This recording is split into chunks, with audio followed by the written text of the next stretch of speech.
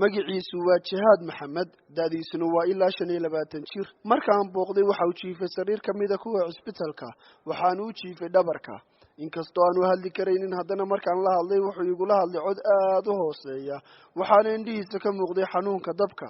waxaana qayb jirkiisa kamida ka muuqday dabka soo gaadhay dabku waxa uu gaadhay jirkiisa wuxuu inta badan waxyeeleeyay cagaha iyo qaybta hoose ee jirkiisa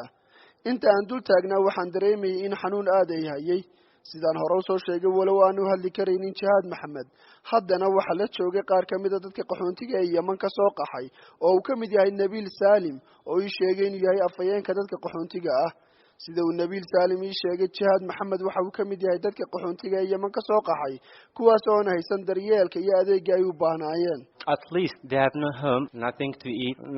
they have nothing actually. Nabil Salim waxa kaloo waraysigaasi aan la yeeshay ku sheegay sababta keentay inuu iskuba Jihaad Maxamed iyo xaaladda nololeed ee uu ku jiray He is staying in the mosque for a long time. waxa hooy u ahaa masaajid oo uu seexan jiray halkaas oo ay dadku wixii caawimo ah ay ku siin jireen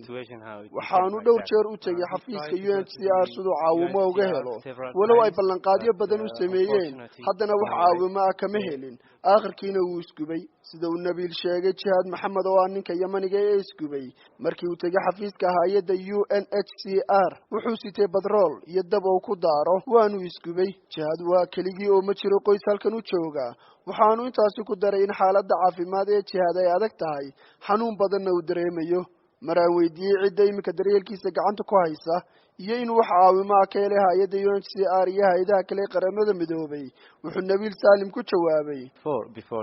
inkastoo intii aanu isgubin ee uu dibadda cisbitaalka joogayba uu gaajoonayay haddana markii ay shalay halkan keeneen ilaa xalay ma jirin waxay u keeneen xitaa cunto uma keenin waxay sheegeen oo kaliya in iyagu bixinayaan dawadiisa intuu cisbitaalka ku jiro mase bixin karna bay yidhaahdeen cuntadiisa laakiin wixii cunto ah iyo caawimo kale ee u baahdaba waxaanu ka bixinaynaa jeebkayaga haddii aanu nahay qaxoontiga from our pocket maraan weydiiyay Nabil Salim tirada qaxoontiga Yemen ka soo qaxay ee jooga Somaliland wuxuu ii sheegay in kastoo hay'aduhu sheegaan tiraintaasi ka badan haddana in qiyaastii ay tahay ilaa 1500 oo qof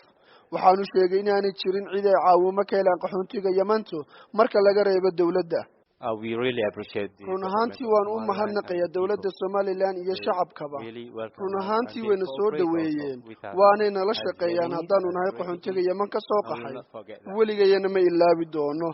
geesta kale agaasimaha xarunta falanqaynta siyaasadda oo ah ururka howlgala arrimaha ay kamid yihiin xuquuqda aadamaha Hibaaq Ibrahim Gamuute oo VOA la hadashay ayaa sheegtay in xaaladda qaxoontiga Yemen ka soo qaxay Somaliland ay u baahan yihiin taakulo intaan ognahay iyagana markaan wareysanay waxay noo sheegeen inay jirin wax gacan oo ay ka heleen hay'adaha marka laga tago dawladda oo ay sheegeen inay siiyaan wixii cunto ah ee ay uga baahan yihiin runtii xaaladoodu waxay u baahan yihiin in la siiyo caawimo ka badan caawimada hadda jirta dhinaca kale dawladda Somaliland iyo hay'adda UNHCR ayaan ka hadal dhacdadan waqtiyo kala duwan oo aan ula xiriirnay sidaanu arrintan wax uga weydiinana noomay suurtagal inaan jawaab ka helno sidoo kale jaaliyada dadka Yemen u dhashay ee Somaliland ku dhaqan oo xafiiskooda ku booqanay sidaanu arrintan wax uga weydiino ayaa ka gaabsaday inay ka hadlaan Barkhad Maxamuud Kaariye VOA Hargeysa